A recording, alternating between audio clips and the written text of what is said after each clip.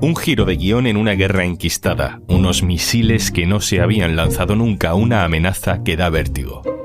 La sospecha de que todo puede cambiar en poco tiempo. Soy Juan Luis Sánchez. Hoy en Un Tema al Día. Trump, Rusia y Ucrania. Claves para una nueva fase.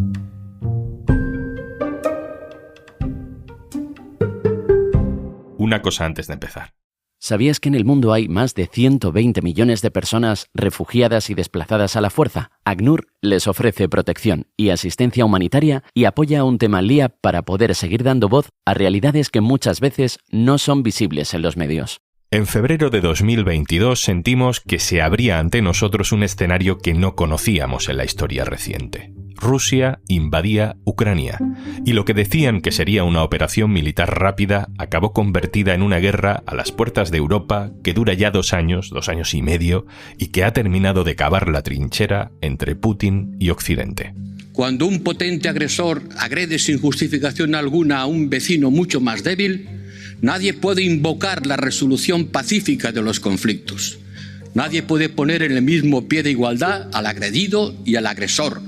Y nos acordaremos de aquellos que en este momento solemne no estén a nuestro lado. Aquí Josep Borrell, en nombre de la Unión Europea, pero también resumiendo la postura de Estados Unidos, ya lo dejaba caer. No habrá paz si eso implica una rendición de Ucrania. Eso, con el paso de los meses, acabó comprometiendo a las principales potencias de la OTAN a mandar armamento al ejército de Zelensky. Pero ha llegado 2024 y algo muy relevante ha cambiado. Donald Trump ha ganado las elecciones norteamericanas. En tiempos de paz, en su anterior presidencia, se dijo mucho que Trump tenía conexiones con Moscú. ¿Qué pasará ahora entre Trump y Putin en tiempos de guerra? La respuesta, o la sospecha de cuál puede ser la respuesta, la vemos en las reacciones tras esas elecciones. Joe Biden, al que le quedan 2 meses en el cargo, antes de darle el relevo formalmente a Trump en enero, ha dado permiso por primera vez para que Zelensky bombardee objetivos militares en Rusia con misiles norteamericanos. Ucrania ya ha lanzado ese ataque y Rusia responderá. Hay prisa por coger posiciones antes de que alguien pueda decir que es el momento de negociar, de ceder, de rendirse. Blas Moreno, codirector del Orden Mundial. Hola. Hola, Juanlu, ¿qué tal? Blas, está sucediendo todo muy rápido. Esta misma semana hemos visto ese primer ataque en 2 años con misiles de Ucrania fabricados en Estados Unidos sobre Rusia, y probablemente, para cuando la gente escuche esta conversación, Rusia ya haya respondido. ¿Por qué se ha acelerado tanto la guerra esta semana?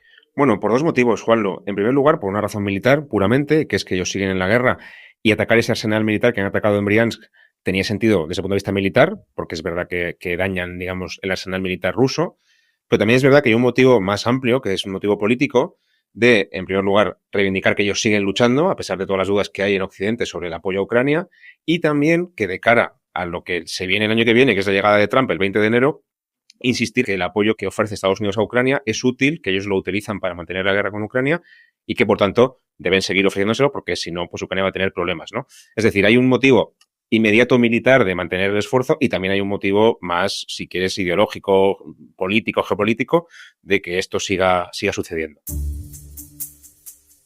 Blas, pero ¿de verdad hay que pensar que la llegada de Trump al poder en Estados Unidos va a suponer que de pronto Estados Unidos se ponga de parte de Rusia?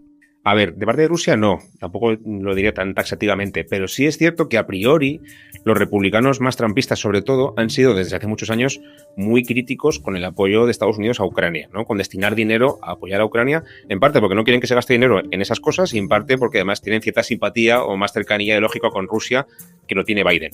Eso es a priori, pero también te diré que con Trump lo que más nos importa en realidad es que es imprevisible. Yo sí que me inclino por pensar que él va a querer acabar la guerra cuanto antes, porque él se precia de ser el hacedor de acuerdos, ¿no? Y el que más rápido negocia la paz, pero también me imaginaría, no me parecería inverosímil, que él decida que le conviene políticamente invertir el doble todavía, o incluso más que Biden, en apoyar a Ucrania y que redoble sus esfuerzos. Así que no sabemos qué va a pasar en realidad. ¿Qué nos dicen los primeros nombramientos, los primeros gestos de Trump tras ganar las elecciones con respecto a la guerra y con respecto a su actitud en el futuro con Putin y el Kremlin? Esto es muy interesante, Juanlu, porque Es verdad que como secretario de Estado ha nombrado o quiere nombrar a Marco Rubio, que es un halcón clásico del Partido Republicano, que no es para nada amigo de Rusia. Quizá podría estar a favor de recortar la ayuda a Ucrania, pero no es amigo de Rusia. Pero al mismo tiempo se sugiere como nombre de la Dirección de Inteligencia a una tal Tulsi Gabbard, que a los frikis de política internacional y estadounidense les sonará porque en su momento se presentó a las primarias demócratas y luego ha salido rebotada del partido porque es alguien con tendencias un poco prorrusas, por decirlo suavemente. Es alguien que tiene simpatía por el régimen de Bashar al-Assad en Siria, por ejemplo, y que está muy en contra de seguir apoyando a Ucrania. Entonces, si al final se confirma ese nombramiento de Tulsi Gabbard, estamos dando la inteligencia de Estados Unidos a alguien que tiene simpatías prorrusas y eso como mínimo es preocupante. Y también nos da información, indicios de por dónde puede ir la postura de Trump con Ucrania. Una más, Blas. Hablemos de la respuesta de Rusia porque Putin ha amenazado con el uso de armas nucleares, que no es la primera vez que lo hace, pero bueno, cada vez que suena la palabra nuclear nos da un cierto vértigo. ¿Qué sensaciones hay que tener sobre la posible escalada de todo esto? Pues bien, lo que ha hecho Rusia estos últimos días es actualizar su doctrina nuclear. Ya anunció que lo iba a hacer en septiembre y lo acaba de hacer ya oficial para establecer que cualquier ataque por parte de un actor no nuclear, como por ejemplo Ucrania, que no tiene armas nucleares, pero que tenga el apoyo de un país que sí es nuclear, como por ejemplo Estados Unidos, que es lo que acaba de pasar, se podría considerar un motivo que justifique que Rusia ataque con armas nucleares. Es decir, está diciendo que lo que acaba de pasar en Briansk es motivo de una represalia nuclear. No dice que sea automático, pero dice que se guardan el derecho de hacerlo, ¿no? ¿Esto significa que la amenaza es inminente a nivel nuclear o que vamos, como hay gente que dice, a tercera guerra mundial? Bueno, yo aquí matizaría. Putin, como tú bien decías, lleva toda esta guerra de Ucrania, que ya van 1000 días de guerra, anunciando siempre, amenazando con el arma nuclear, y yo creo que es más retórica que otra cosa, más que nada por, digamos, asustar a los occidentales con el rum-rum de la guerra nuclear y que reduzcamos el apoyo a Ucrania. Y eso no le ha funcionado porque Occidente sigue mandando ayuda cada vez de forma más destacada y Putin nunca ha llegado a hacer lo que amenaza con hacer, ¿no? Pero dicho eso, también diré que no se puede frivolizar con el arma nuclear. Rusia es verdad que tiene armas nucleares y que podría usarlas. Aunque le quito hierro a esta amenaza, tampoco quiero llegar tan lejos como de decir esto nunca va a pasar porque la amenaza es real y el hecho de que se esté aumentando esa retórica belicista, pues desde luego no es buena noticia. Blas Moreno, codirector del Orden Mundial, muchas gracias. Muchísimas gracias, Juanlu.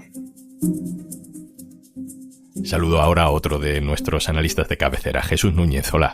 Hola, ¿qué hay?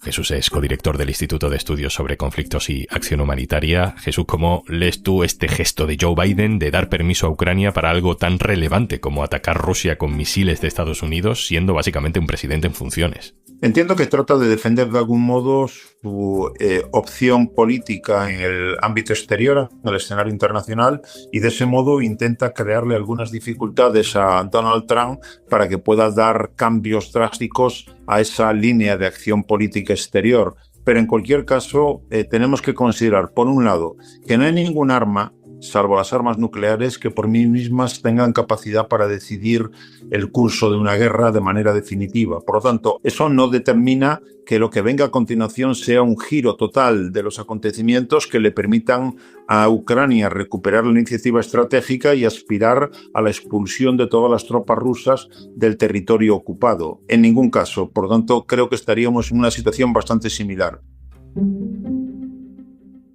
Jesús, pongámonos en enero, ¿no? Llega Trump al gobierno y una vez que se coloquen las piezas con ese nuevo Estados Unidos en el tablero, ¿a quién le sigue interesando una guerra como esta? Evidentemente esta guerra no le interesa a Ucrania, que lo que busca es recuperar su integridad territorial. En principio no le interesa a Rusia, puesto que lo que buscaba era, recordemos, con aquello de la operación especial militar, un golpe que en apenas unos días les permitiera derribar a Zelensky y colocar a una marioneta al gusto de Moscú en el poder, pero a partir de que Rusia no consiguió aquel objetivo, es evidente que hoy, si contamos con la superioridad demográfica, industrial y económica por parte de Rusia, que está consiguiendo evitar que el impacto de las sanciones internacionales le impidan mantener el esfuerzo bélico, podemos entender que metidos ya en una guerra de desgaste, a Rusia el paso del tiempo le va permitiendo que la balanza se vaya inclinando cada vez más a su favor. Evidentemente puede haber otros interesados en que la guerra se prolongue, continuando por los suministradores de material militar en un bando y en el otro, pero creo que las consideraciones de tipo geoestratégico llevarían a pensar que ahora mismo el paso del tiempo básicamente favorece a Moscú. Aunque ya digo, la llegada de Donald Trump aumenta las posibilidades de que Ucrania se encuentre en una posición difícilmente sostenible y que tenga que ir a una mesa de negociaciones en las que acabe aceptando la fragmentación de su propio país. Unos hablan de paz, otros hablan de negociación, pero al final la duda es hasta qué punto, Jesús, Rusia va a poder imponer sus condiciones para esa paz negociada. Creo que a día de hoy está claro que Ucrania, por vía militar, no tiene capacidad para conseguir su objetivo, entendiendo que para Kiev el objetivo es la expulsión de todas las tropas rusas del territorio ucraniano. Creo que también está claro que a pesar de su poderío, Rusia no está en condiciones de vencer definitivamente a su oponente en el campo de batalla. Por lo tanto, como tantas otras ocasiones en la historia hemos visto, todo eso deriva en la necesidad en un momento determinado de llegar a una mesa de negociaciones. Creo que de momento no estamos en ese punto porque todavía los contendientes siguen pensando que por vía militar pueden mejorar sus posiciones actuales, pero sabiendo que más tarde o más temprano tendrán que ir a una mesa a negociar algún tipo de acuerdo que, reduciendo las posiciones maximalistas de uno y de otro, lleguen a algún punto en común que permita, si no una solución definitiva del conflicto, cosa que me parece muy improbable, sí al menos un enfriamiento o un paréntesis que puede durar más o menos años. ¿Y hasta dónde crees que está dispuesta a ceder Ucrania? Tenemos que tener claro que Ucrania está en una guerra existencial, que entiende que si no consigue mantener su esfuerzo bélico hoy, con el apoyo de su población y con el apoyo de los aliados occidentales, supondría su desaparición como Estado soberano. Y cuando un país está en ese punto, cuando sus intereses vitales están en juego, cuando su propia existencia está en juego, podemos entender que esté dispuesto a utilizar todos los medios a su alcance para lograr sus objetivos. En este caso, Ucrania por sí sola no tiene capacidad para ir mucho más allá. Depende, por lo tanto, de hasta dónde quiere llegar Occidente en el apoyo a Ucrania.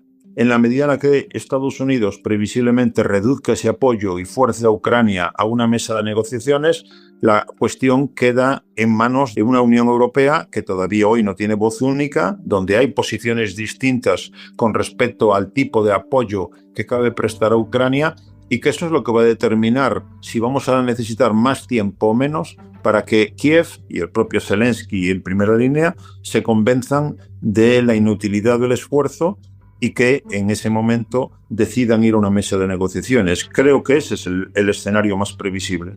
Hablamos de Estados Unidos, hablamos de Putin, pero esto sucede más cerca de España que de Washington. Y de hecho Kiev, en términos políticos, pero también en términos geográficos, está más cerca de Bruselas que de Moscú. ¿Qué papel puede jugar Europa en un nuevo escenario con Trump? Desgraciadamente la Unión Europea no ha conseguido tener una voz única en el escenario internacional. Es algo que podemos considerar muy negativo, puesto que lo que hay es una fragmentación de posiciones. No solamente se trata de Viktor Orbán, el primer ministro húngaro, sino que hay diferencias de opinión, de tal manera que en términos generales podríamos decir que los europeos han ayudado a Ucrania a resistir, pero no están ayudando a Ucrania a vencer. Si además de eso se corta o se suprime la ayuda estadounidense, no veo a la Unión Europea en condiciones de asumir la totalidad de la carga que supone respaldar a Ucrania para llegar a conseguir los objetivos que pretende Zelensky. Luego, desde ese punto de vista, no auguro, desde luego, buenos tiempos para los planes del propio Zelensky. Jesús Núñez, muchísimas gracias. Un placer, hasta la próxima.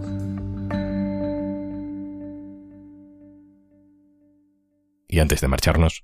En el mundo hay más de 120 millones de personas refugiadas y desplazadas que han tenido que huir a causa de la guerra, la violencia y la persecución, el equivalente a la población de Japón. ACNUR, la Agencia de la ONU para los Refugiados, está presente en 137 países, ofreciéndoles asistencia y protección a estos millones de personas que lo han dejado todo atrás. Tú también puedes colaborar en conlosrefugiados.com. Esto es Un Tema al Día, el podcast del diario.es. Si te gusta lo que hacemos, necesitamos tu apoyo. Hazte socio, hazte socia del diario.es en eldiario.es/socio. El podcast lo producen Carmen Ibáñez, Marcos García Santonja e Izaskun Pérez. El montaje es de Pedro Nogales. Yo soy Juan Luis Sánchez. Mañana, otro tema.